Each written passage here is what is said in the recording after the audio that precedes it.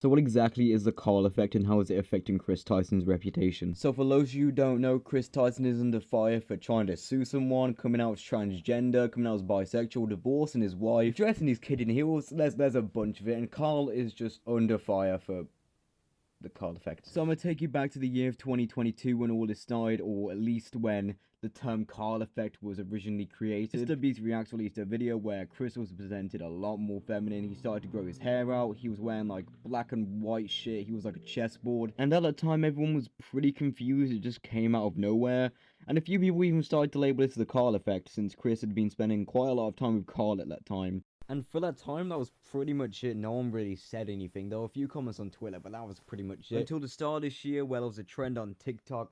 You guys probably saw it if you use TikTok often. It was actually all over my For You page at one point. And this trend was revolved around Chris from Mr. Beast's new appearance. And at that time, Chris was basically starting his HRT, as stated by a later tweet a few months after, saying that he'd been on HRT for a few months. So it's safe to assume he was starting or just about to start his hormone replacement therapy at that time. This trend would basically present pictures of the new Chris from Mr. Beast and old Chris in a slideshow.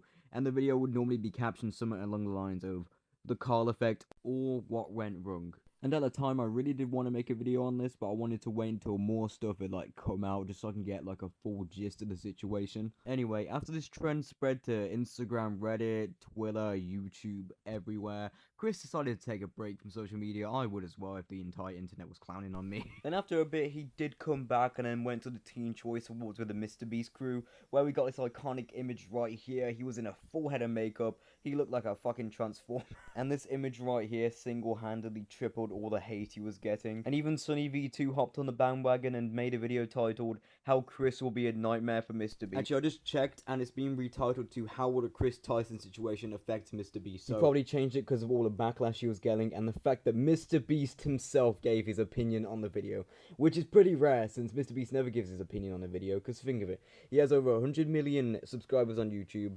And if he gives his opinion, at least one of those people are going to get mad. Or a small group of people are going to get mad. Think of it. And this is what he had to say. Yeah, this is getting absurd. Chris isn't my nightmare. He's my fucking friend, and things are fine. All this transphobia is starting to piss me off. You know what, that's honestly fine. That's just a guy defending his friend. I can't really say much about that. Not too long after that, Chris announced that he divorced his wife with a tweet saying, "For a little over a year now, me and Katie have been separated. We are finalizing things soon, but these things take time. We like to keep our personal lives private, which a lot of people don't understand because we share so much, but this is the only time I want to discuss it. Please respect our privacy, and please do not comment asking questions about a specific topic on our socials about this from here on. Thank you so much. Love you all." Sometimes things just don't work out in marriages, honestly, fair enough.